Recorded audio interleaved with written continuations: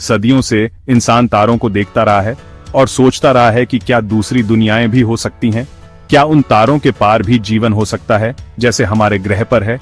क्या हमारे जैसे ग्रह हो सकते हैं जहां जीवन हो? क्या उन ग्रहों पर भी पानी, हवा और हरियाली हो सकती है? जैसे जैसे हम ब्रह्मांड को एक्सप्लोर करते हैं, एक नया सवाल उठता है। क्या हम अपने खुद के कृत्रिम ग्रह बना सकते हैं? क्या हम उन ग्रहों को अपने अनुसार डिजाइन कर सकते हैं?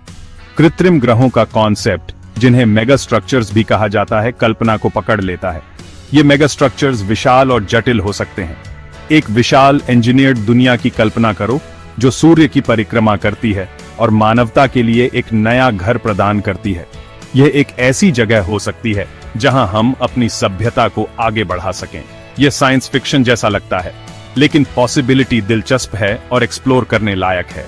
क्या हम वास्तव में ऐसे ग्रह बना सकते हैं? हालांकि अभी भी एक डिस्टेंट प्रोस्पेक्ट है। ग्रहों के निर्माण का विचार अब प्योरली थियोरेटिकल नहीं है। वैज्ञानिक इस पर गंभीरता से विचार कर रहे हैं। स्पेस एक्सप्लोरेशन, रोबोटिक्स और मटेरियल साइंस जैसे फील्ड्स में एडवांसमेंट्स भविष्य में क्या पॉसिबल हो सकता है, इसकी झलक दिखाते हैं। ये एडवांसमेंट्स हमें नए और रोमांचक अवसर प्रदान कर सकते हैं। एक कृत्रिम ग्रह बनाने की चुनौतियों को समझने के लिए हमें पहले यह समझना होगा कि प्राकृतिक ग्रह कैसे बनते हैं। यह प्रक्रिया बेहद जटिल और समय लेने वाली होती है, जिसमें कई चरण शामिल होते हैं। यह सब गैस और डस्ट के एक क्लाउड से शुरू होता है, जो एक तारे के जन्म के रेमनेंट्स होते हैं। यह क्लाउड धीरे धीरे घना होता जाता है और ग्रेविटेशनल फोर्सेस के कारण संकुचित होने लगता है।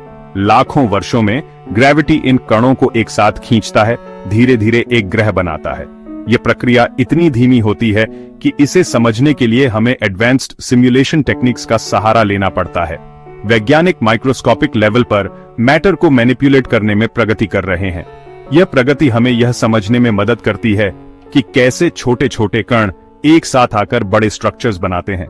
नैनो टेक्नोलॉजी, उदाहरण के लिए एटॉमिक और मोलेक्यूलर लेवल पर मटेरियल्स को मैनिपुलेट करने से संबंधित है। यह टेक्नोलॉजी हमें नए प्रकार के मटेरियल्स और स्ट्रक्चर्स बनाने की क्षमता देती है। हालांकि अभी भी अपनी इन्फेंसी में है, यह फील्ड बड़े पैमाने पर इंजीनियरिंग प्रोजेक्ट्स के भविष्य के लिए प्रॉमिस रखता है। यह हमें नए और इनोवेटिव सॉल्यूशंस खोजने में मदद कर सकता है। एक और क्रूशियल एलिमेंट ग्रेविटी को समझना है, वह बल जो ग्रहों को एक साथ रखता है। ग्रेविटी न केवल प्लैनेट्स को एक साथ रखता है, बल्कि यह उनके ऑर्बिट और मूवमेंट को भी नियंत्रित करता है। जबकि हम आर्टिफिशियली ग्रेविटी क्रिएट नहीं कर सकते, हम इनोवेटिव इंजीनियरिंग सॉल्यूशंस के माध्यम से संभावित रूप से इसकी शक्ति का उपयोग कर सकते हैं। यह हमें भविष्य में नए प्रकार के हैबिटेट्स और लिविंग स्पेसेस बनाने में मदद कर सकता है।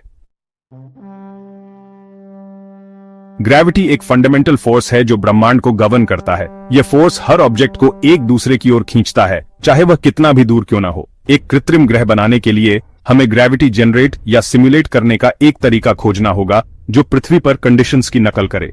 यह एक कॉम्प्लेक्स टास्क है, क्योंकि हमें न केवल ग्रेविटी बल्कि एटमॉस्फेयर और टेम्परेचर भी रेप्लिकेट करना होगा। शायद यही सबसे बड़ी हर्डल है जिसका हम सामना करते हैं। स्पेस में रहने के लिए हमें कई चैलेंजेस का सामना करना पड़ता है। एक थियोरेटिकल सॉल्यूशन एक रोटेटिंग स्ट्रक्चर बनाना है। रोटेशन द्वारा उत्पन्न सेंट्रीफ्यूगल फोर्स ग्रेविटी की फीलिंग को सिमुलेट कर सकता है। यह कॉन्सेप्ट काफी प्रॉमिसिंग है। एक स्पिनिंग अम्यूजमेंट पार्क राइड के बारे में सोचो जो आपको बाहर की ओर धकेलता है। इसी तरह एक रोटेटिंग स्पेस स्टेशन में सेंट्रीफ्यूगल फोर्स एस्ट्रोनॉट्स को ग्रेविटी की तरह महसूस करवा सकती है। हालांकि इन फोर्सेस का सामना करने के लिए इतनी बड़ी और मजबूत स्ट्रक्चर बनाना बहुत बड़ी इंजीनियरिंग चैलेंजेस पेश करता है। हमें स्टेबिलिटी और ड्यूरेबिलिटी को ध्यान में रखना होगा। इसके लिए हमारे पास वर्तमान में मौजूद किसी भी चीज से कहीं अधिक एडवांस्ड मटेरियल्स की आवश्यकता होगी। हमें ऐसे मटेरियल्स की जरूरत होगी जो light weight yet incredibly strong हों। Section 4, ethical considerations. वैज्ञानिक और तकनीकी हर्डल्स से परे कृत्रिम ग्रह बनाना गंभीर एथिकल क्वेश्चंस भी उठाता है। क्या हमें इतने बड़े पैमाने पर ब्रह्मांड को ऑल्टर करने का अधिकार है? कौन तय करता है कि एक कृत्रिम ग्रह कैसा दिखता है और कौन उस पर रहता है? ये सवाल हमारे अस्तित्व और ब्रह्मांड के साथ हमारे रिश्ते के मूल पर टच करते हैं। ऐसे एंडेवर्स को शुरू करने से पहले एथिकल इंप्लीकेशंस के बारे में ओपन और ऑनेस्ट डिस्कशंस करना क्रूशल है। इसके अलावा मौजूदा सेलेस्टियल बॉडीज और उनके इकोसिस्टम्स पर पोटेंशियल इंपैक्ट एक सीरियस कंसर्न है। हमें सावधानी से आगे बढ़ना चाहिए और ब्रह्मांड में सभी जीवन की वेलबीइंग को प्राथमिकता देनी चाहिए। Section 5 potential benefits and risks. कृत्रिम ग्रहों का आकर्षण उनके पोटेंशियल बेनिफिट्स में निहित है।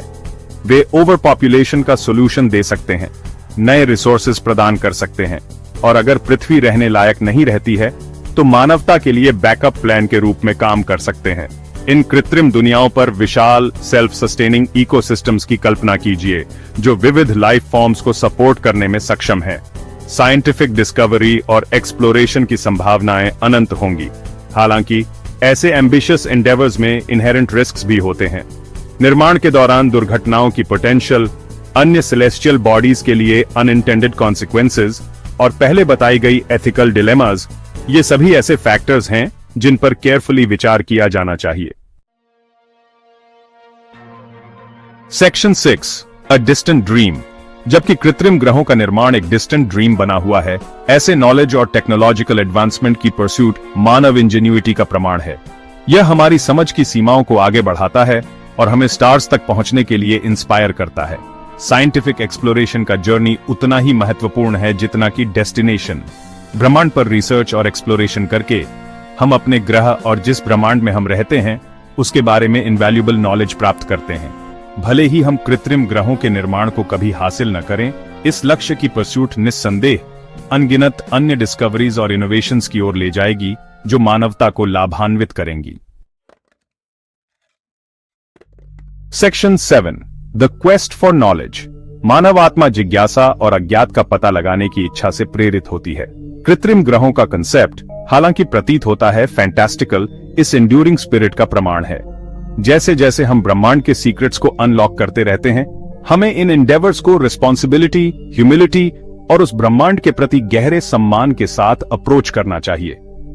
नॉलेज और अंडरस्टैंडिंग की क्वेस्ट एक ऑनगोइंग जर्नी है जो कभी समाप्त नहीं होती और एक दिन कृत्रिम ग्रह बनाने की पॉसिबिलिटी मानव मन की असीम क्षमता की याद दिलाती है।